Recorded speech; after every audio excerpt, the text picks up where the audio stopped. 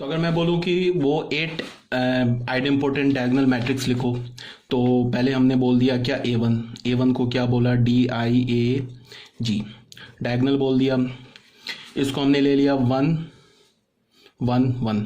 इसका क्या मतलब हो गया, इसका ये मतलब हो गया 1 0 0 0 1 0 0 0 1।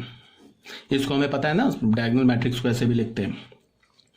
A2 क्या हो गया, फिर ये हो गया DIAG, ये हो गया। अब इसको चेंज करते जाओ, जीरो एक बार फिर हमने 0 0 ले लिया, 0 0 0।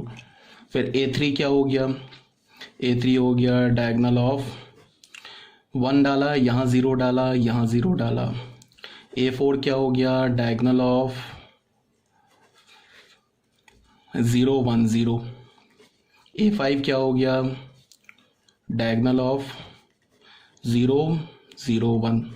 इसका क्या मतलब हो रहा है डायगोनल, इसको इसका ये मतलब हो रहा है कि ये लिखा 0 0 0 0 0 0 0 0 1।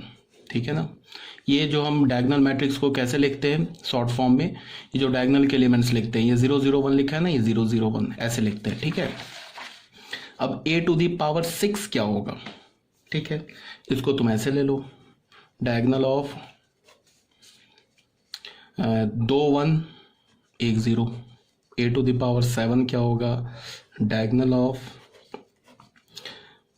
1 0 1। A⁸ क्या होगा, डायगोनल ऑफ 0 1 1। ठीक है ना। तो ये 8 पॉसिबल आइडेम्पोटेंट डायगोनल मैट्रिक्स आ गए। ठीक है। अब तुम इसको ध्यान से देखो, हमने 3x3 ऑर्डर का, ये इसे यहाँ पे 2 इंपॉर्टेंट प्रॉपर्टी, इसको ध्यान से सुनो। हमने क्या किया, 3x3 ऑर्डर, क्वेश्चन क्या बोल रहा था, सबसे पहले क्वेश्चन बोल रहा था कि 3x3 ऑर्डर के all possible diagonal idempotent matrix find out करो। तो हमने क्या कैलकुलेट किया कि 8 पॉसिबल डायगोनल आइडेम्पोटेंट मैट्रिक्स हमें मिल गया। ठीक है। जब हमने कैलकुलेट किया तो हमें क्या मिला, 8 पॉसिबल डायगोनल आइडेम्पोटेंट मैट्रिक्स। तो इस 8 को तुम कैसे लिख सकते हो, 2 पे पावर 3 लिख सकते हो। ये 2 पे पावर 3, 3 क्या हो गया, 3x3 ऑर्डर का जो ऑर्डर ऑफ मैट्रिक्स आ गया, ये 8 आ गया।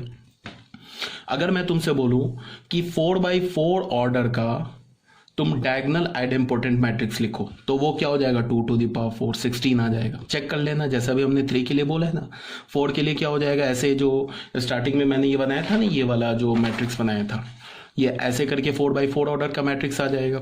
अब फिर क्या करोगे, ये सेम कैलकुलेशन करोगे तो अल्फा बीटा गामा, वहाँ डेल्टा आ जाएगा, तो डेल्टा के भी 2 पॉसिबल वैल्यूज आ जाएंगे, 0 एंड 1। तो इसका मतलब कि जो डायगोनल में जो 4 एलिमेंट्स होंगे, वो 4 एलिमेंट्स के हर एक एलिमेंट के लिए 2 पॉसिबिलिटी आ गया, या तो 0 1 0 1 0 1 0 1 ऐसे पॉसिबिलिटी आ जाएंगे। तो वहाँ पे टोटल पॉसिबल मैट्रिक्स कितने हो जाएंगे, 16 हो जाएंगे। ठीक है ना।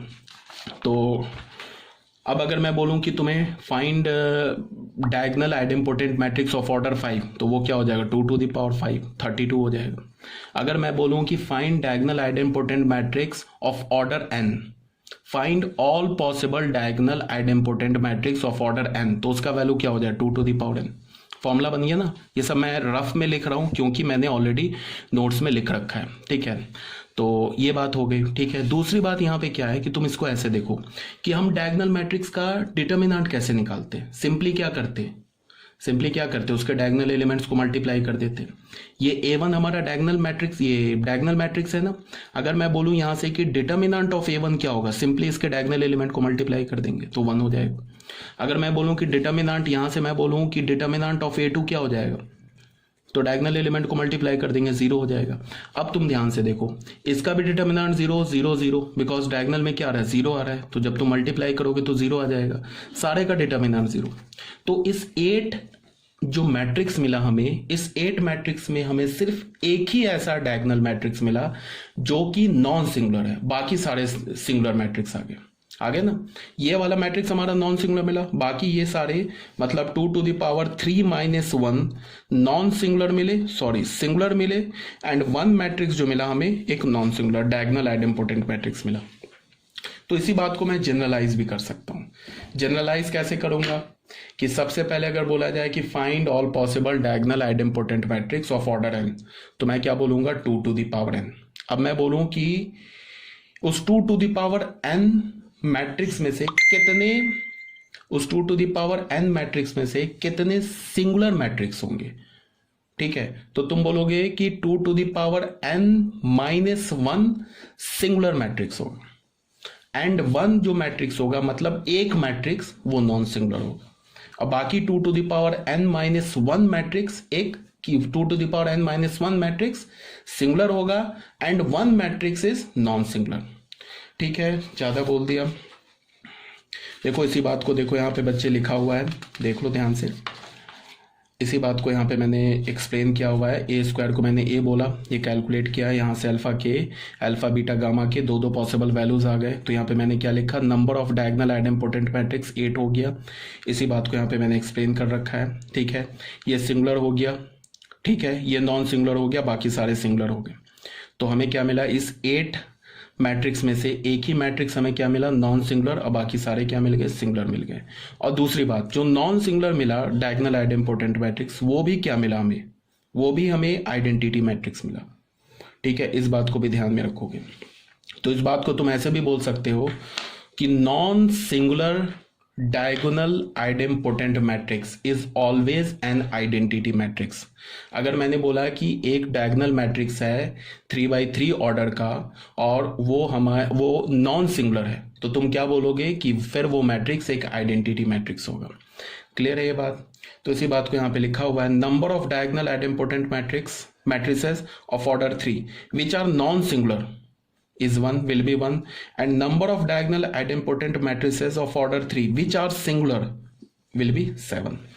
इसको और हम थोड़ा जनरलाइज कर सकते हैं। कैसे जनरलाइज कर सकते हैं, हमने क्या बोला, और number of diagonal idempotent matrix बोला, तो वो क्या हो गया 2 टू द पावर 3। इस 2 टू द पावर 3 में से एक हमें सिंगुलर मिला और बाकी 2 टू द पावर 3 माइनस 1 हमें, सॉरी फिर गलत बोल दिया, 2 टू द पावर 3 में से हमें सिर्फ एक नॉन सिंगुलर मिला और बाकी 2 to the power 3 minus 1 singular मिला। क्लियर है? नोट में इसी को लिख लिया। नोट में फर्स्ट नोट क्या बोल रहा है, diagonal idempotent matrix of order n will be 2 to the power n। 3 order का लिया था तो 2 टू द पावर 3 मिला। अगर n ऑर्डर का डायगोनल आइडेम्पोटेंट मैट्रिक्स लेंगे तो वो 2 टू द पावर n मिलेगा। सेकेंड पॉइंट में क्या बोल रहा है, number of diagonal idempotent matrix of order n which are non singular will be 1। ठीक है, यह भी बता दिया। Number of diagonal idempotent matrices of order n which are singular will be 2 to the power n minus 1। Total में से एक ही तो आ रहा था हमारा नॉन सिंगुलर, उसको हटा दिया तो बाकी सिंगुलर हो गया। ठीक है, तो अब आ जाओ क्वेश्चन नंबर, कुछ क्वेश्चंस हैं उसको हम लोग सॉल्व कर लेते हैं। तो सबसे पहला क्वेश्चन क्या बोल रहा है कि शो डैट